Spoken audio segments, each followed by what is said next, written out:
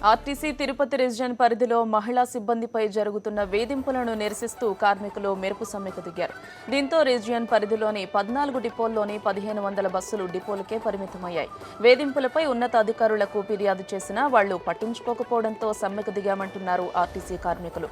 వేధింపులకు దిగిన వారితో పాటు వారిని సమర్థించిన వారిపై కూడా చర్యలు తీసుకోవాలని కార్మికులు డిమాండ్ చేశారు.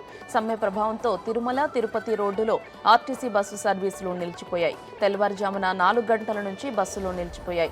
ఈ కారణంతో దూర ప్రాంతాల నుంచి తరలివచ్చిన భక్తులు తీవ్ర అసౌకర్యానికి గురయ్యారు. దీంతో ప్రత్యామ్నాయ ఏర్పాట్లపైన దృష్టి పెట్టారు అధికారులు.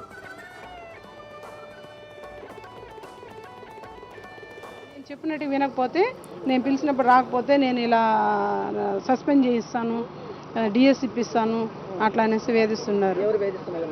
TI3 నాదములు వ్యక్తి కంప్లైంట్ రాసి వ్రాతపూర్వకంగా ఫిర్యాదు చేయడం జరిగినది. సార్ వాళ్ళు స్పందించడం లేదు.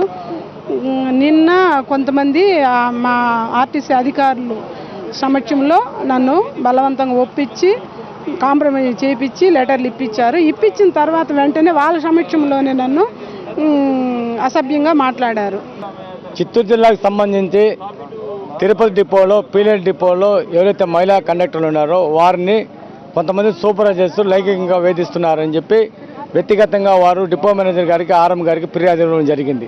ఇచ్చిన ఫిర్యాదుల మీద సక్రమైన పద్ధతిలో న్యాయ విచారణ చేసి బాధ్యుల మీద తగిన చర్యలు తీసుకోవాల్సిన అధికారులు నిర్లక్ష్య వైఖరి వహించడం వల్ల ఈరోజు ఈ స్థాయికి రావడానికి కారణమైంది. ముఖ్యంగా సీఎం గారు సొంత నియోజకవర్గంలోని మహిళలకు రచన లేకపోవడం చాలా బాధాకరంగా మేము భావిస్తున్నాం. వాళ్ళు ఏదైతే ఉందో ఒకే పద్ధతి మార్చుకోకుండా ఎంతైనా కానీ వాళ్ళు దాటవేయడమే తప్ప ఇంక ఎలాంటి సమాధానం రాలేదు.